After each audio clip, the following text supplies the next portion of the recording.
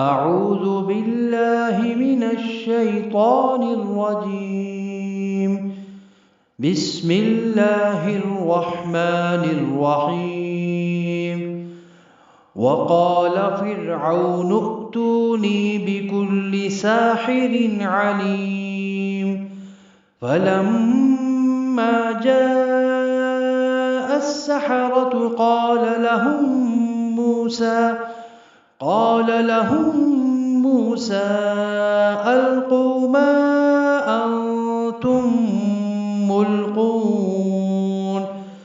فلما ألقوا قال موسى ما جئتم به السحر إن الله سيبطله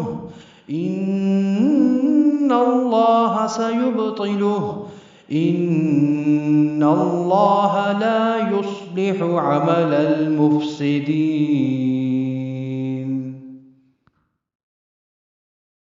بسم اللہ الرحمن الرحیم. السلام علیکم ورحمۃ اللہ وبرکاتہ. کیا حال آپ سب لوگوں کا؟ آئی ہوپ آپ سب لوگ خیریت سے ہوں گے. میری اللہ سے دعا ہے کہ اللہ آپ سب کو اپنی حفظ و امان میں رکھیں اور ہم سب کو جو ہے وہ ہر قسم کی شر سے محفوظ رکھیں. تو جیسا کہ ٹاپک سے ظاہر ہے کہ آج کا ہمارا ٹاپک ہے جادو کے متعلق، کہ جادو کسے کہتے ہیں. سب سے پہلے ہم جادو کے بارے میں جانتے ہیں کہ جادو کی تاریخ، یعنی جادو کسے کہتے ہیں. پہلے ہم یہ جانتے ہیں جادو اور اس کی تاریخ یا حقیقت کیا ہے. سب سے پہلے تو ہم اس کے میننگ کو سمجھتے ہیں. میننگ جو ہے، مطلب جو ہے جادو کا، وہ ہے سحر. قرآن مجید میں اس کو سحر سے جو ہے نا کہ نام سے پکارا گیا ہے. سحر اور جادو، اس کا مطلب کیا ہے؟ یعنی حقیقت کو اصل سے پھیر دینا. یعنی ایکچول میں ہوتا کچھ ہے لیکن وہ اصل میں وہ نہیں ہوتا. اس کی کوئی مطلب حیثیت نہیں ہوتی کسی بھی کام کی جو آپ دیکھ رہے ہوتے ہیں یا محسوس کر رہے ہوتے ہیں. اصل میں وہ ہوتا نہیں ہے. اور یعنی اصل اور حقیقت کو پھیر دینا، اور اسے کرنا جو ہے وہ کفر ہے. اور جو شخص یہ کام کرتا ہے وہ شخص دائرہ اسلام سے خارج ہو جاتا ہے. بظاہر ایسے لوگ اپنے آپ کو مسلمان کہتے ہیں، نمازیں پڑھتے ہیں، حلیہ بھی مسلمانوں جیسا ہوتا ہے، لیکن وہ چونکہ کفر کا ارتکاب کر چکے ہوتے ہیں تو وہ مسلمان نہیں ہوتے، کیونکہ وہ اللہ سے جو ہے وہ مدد نہیں مانگتے بلکہ شیطان سے مدد مانگتے ہیں. جادو ہمیشہ وہی شخص کرتا ہے جو بزدل ہوتا ہے، یعنی کہ وہ ہمیشہ پیٹھ پیچھے وار کرتا ہے. سب سے پہلے تو وہ حسد کا شکار ہوتا ہے، اور وہ حسد کی آگ میں جلتے ہوئے وہ ایسے ناجائز کام کرتا ہے کہ اللہ کی پناہ. جو ڈائریکٹ ابلیس سے مدد مانگتے ہیں، شیطان کو خوش کرنے کے لیے ہر برا کام کرتے ہیں، اسے سجدے کرتے ہیں، اور برائی جتنی بڑی وہ کرے گا انسان، شیطان اس سے اتنا ہی خوش ہوگا اور اس کی مدد کرے گا. لہٰذا اس مقصد کے لیے قرآن کریم کی آیتوں کو نعوذ باللہ الٹا پڑھا جاتا ہے اور قرآن مجید کی بے حرمتی کی جاتی ہے. فحاشی کے کام کرتے ہیں، لوگوں اور جانوروں کی قربانی دیتے ہیں، وہ بھی دردناک انداز میں، خود کو گندگی اور ناپاک حالت میں رکھتے ہیں، مردار گوشت کھاتے ہیں.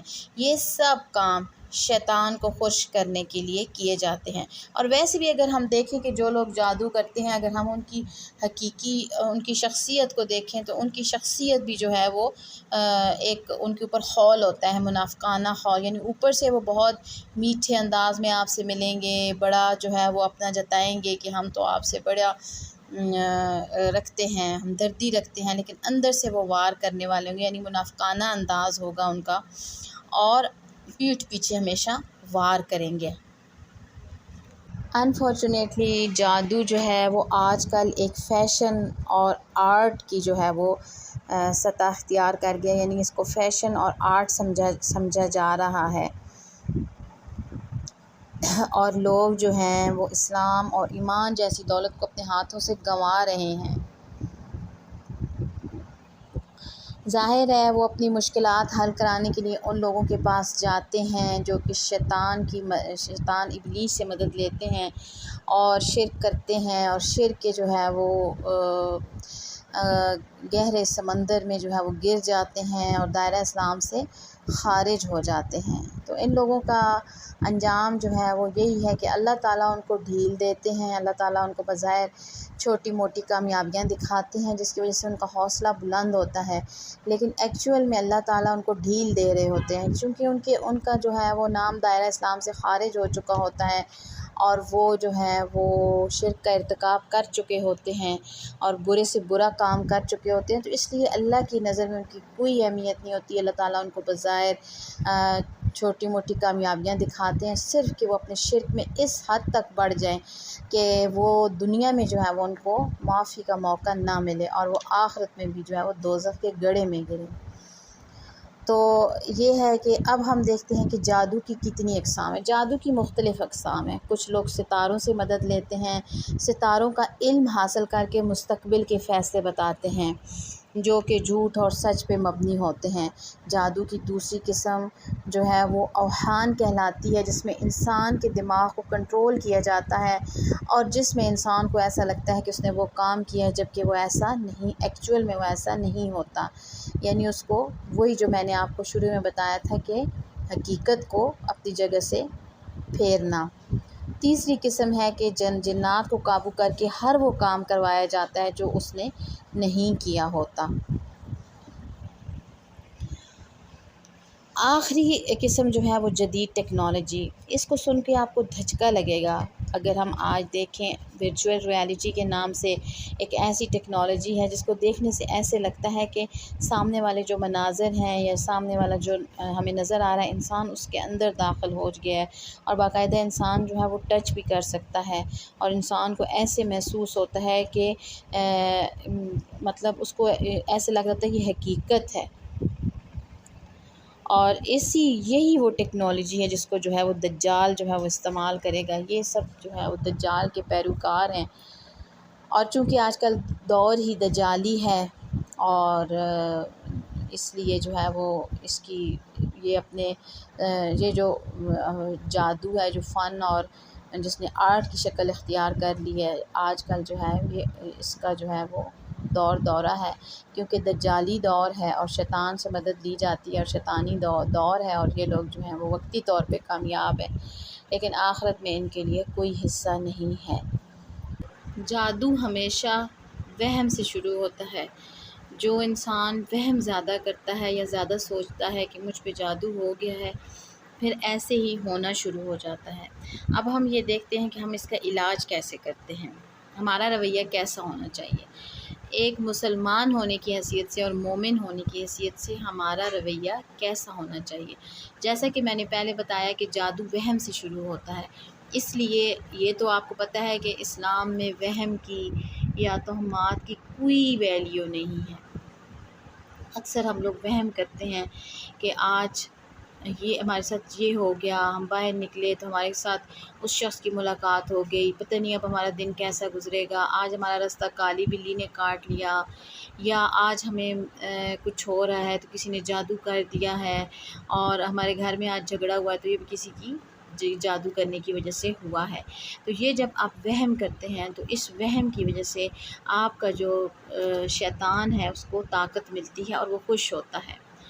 اور جب آپ ڈرتے ہیں یا یہ سوچتے ہیں یا منہ سے بولتے ہیں تو آپ یقین کریں کہ آپ جتنا اس وہم کو اپنے اوپر سے ہٹائیں گے اور اپنے آپ کو مضبوط کریں گے، جب آپ کو ایسے وہم آئیں تو آپ درود شریف پڑھنا شروع کر دیں یا لا حول ولا قوت الا باللہ العلی العظیم پڑھنا شروع کر دیں یا آپ پھر سورہ فلق ناس کا ورد کریں تو انشاءاللہ یہ وہم آپ سے دور ہو جائیں گے۔ اور اگر آپ یہ سوچنا شروع کر دیں گے کہ ایسے ہی ہو رہا ہے، یہ ٹھیک جیسے مطلب آپ کہیں بار بار اس چیز کا تذکرہ کریں اپنے گھر میں کہ یہ ہمارے اوپر جادو ہو رہا ہے، اس طرح ہو رہا ہے، تو پھر واقعی ایسا ہونا شروع ہو جاتا ہے کیونکہ اس کی وجہ سے اس شیطان کو طاقت ملتی ہے۔ تو اگر ہم دیکھیں نبی پاک صلی اللہ علیہ وسلم کی زندگی پہ نظر ڈالیں تو وہ کون سا کام ہے جو انہوں نے ہمیں کر کے نہیں دکھایا، اور وہ کون سا جو ہے وہ ہماری اصلاح کے لیے ہمیں کون سی وہ بات نہیں بتلائی جس میں ہمیں مدد ملتی ہے۔ تو ہمیں ہمیشہ جو ہے اپنا علاج قرآن اور سنت سے کرنا چاہیے، نہ کہ ہمیں پیروں فقیروں کے پاس یا عاملوں کے پاس دوڑنا چاہیے۔ اب اکثر لوگ یہ شکایت کرتے ہیں کہ ہماری اولاد نہیں ہو رہی، کسی نے ہماری اولاد باندھ دی ہے۔ اکثر کہتے ہیں کہ ہمارے بچوں کا رشتہ نہیں ہو رہا، کسی نے ہمارے بچوں کا رشتہ باندھ دیا ہے۔ اکثر لوگ کہتے ہیں کہ ہمارے جو ہے صحت کے معاملات خراب ہیں، تو کسی نے ہمارے اوپر جو ہے وہ جادو کر دیا ہے۔ تو تھوڑا سا غور و فکر کرنے کی ضرورت ہے۔ سب سے پہلے تو ہمیں یہ ماننا ہوگا کہ اللہ کے جو وعدے ہیں وہ سچے ہیں۔ سب سے پہلے اپنے ایمان کو مضبوط کریں، اللہ کے وعدوں پہ غور کریں۔ کیا کوئی جھوٹ اللہ سے منسوب کیا جا سکتا ہے؟ نعوذ باللہ، ایسا ممکن نہیں ہے۔ اللہ جب فرما رہے ہیں کہ میں جس کو چاہوں بیٹے دوں، جس کو چاہوں بیٹیاں دوں، اور جس کو چاہوں دونوں نہ دوں، تو پھر آپ یہ سوچیں کہ اتھارٹی کس کے پاس ہے؟ کسی ڈاکٹر کے پاس ہے، کسی حکیم کے پاس ہے، یا کسی پیر کے پاس ہے؟ مخلوق میں ایسا کون ہے جس کے پاس یہ اتھارٹی ہے؟ یہ صرف اللہ کے پاس اتھارٹی ہے۔ کوئی ہے ایسا جو اللہ کی اتھارٹی کو استعمال کرے؟ کیا یہ ممکن ہے؟ یہ ناممکن ہے۔ اسی طرح رزق ہے، اللہ تعالیٰ فرما رہے ہیں چاہوں جس کو کھلا رزق دوں، چاہے جس کو تنگی والا رزق دوں، اور جسے چاہوں رزق کے معاملے میں دوسرے پہ فضیلت دوں۔ یہاں پہ مالک نے آپ کی ایفرٹ کا بھی ذکر نہیں کیا، یعنی کہ وہ اللہ تعالیٰ نے ساری انٹائر پاور اپنے پاس رکھی۔ اسی طرح صحت کے معاملات ہیں، تو جب سب کچھ اللہ کے ہاتھ میں ہے، ہمیں اللہ کے وعدوں پہ اور اللہ کے کلیمز پہ یقین رکھنا ہوگا، ورنہ ہمارا معاشرہ اس عذاب سے نہیں نکل سکتا۔ فرض کریں آپ کے پاس ایک گلاس پڑا ہے، اور اللہ کی مرضی ہے کہ یہ میں نے کسی شخص کو دینا ہے، اور جادوگر کا یہ پروگرام ہے کہ یہ گلاس میں نے کس طریقے سے اس شخص تک نہیں پہنچانا ہے۔ تو اب آپ بتائیں کہ اگر جادوگر اس میں کامیاب ہوتا ہے تو اس کا مطلب ہے کہ اللہ تعالیٰ بہت کمزور ہے۔ نعوذ باللہ، کیا کمزور اللہ اس قابل ہے کہ ہم اس کی پوجا کریں؟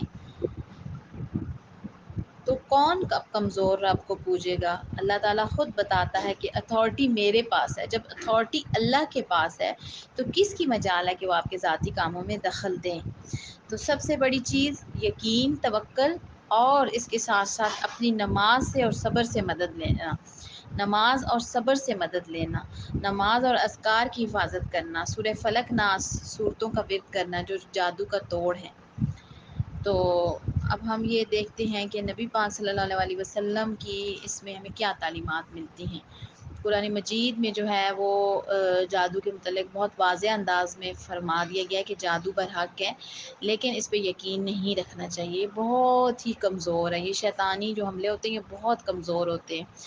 تو نبی پاک صلی اللہ علیہ وسلم پہ جب جادو ہوا تو آپ صلی اللہ علیہ وسلم اس وقت تک سورہ فلق ناس کی نازل نہیں ہوئی تھی۔ جب سورہ فلق ناس نازل ہو گئی تو آپ صلی اللہ علیہ وسلم ٹھیک ہو گئے تھے، آپ صلی اللہ علیہ وسلم سے جادو کے اثرات ختم ہو گئے تھے۔ اگر آپ سورہ فلق کے ترجمے پہ غور کریں تو آپ کو پتہ چلے گا کہ وہ ترجمہ ہے ہی جادو کا توڑ۔ کبھی ہم نے ترجمے پہ غور کیا ہو تو ہمیں پتہ چلے۔ تو اس لیے ہمیں سب سے پہلے جو ہے اس وہم کو ہٹانا ہے اپنے دماغ سے، اور یقین اللہ پہ رکھنا ہے، تو کبھی کوئی ہمارا بال بھی کبھی نہیں کر سکتا۔ تو آئی ہوپ آپ لوگوں کو یہ میری چھوٹی سی ویڈیو پسند آئی ہوگی۔ اگر آپ لوگوں کو پسند آئی تو چینل کو سبسکرائب کریں، ویڈیو کو لائک کریں اور شیئر کریں، اور کامنٹ باکس میں اچھا سا ایک کامنٹ بھی کر دیں۔ تو جزاک اللہ خیر۔ السلام علیکم ورحمۃ اللہ وبرکاتہ۔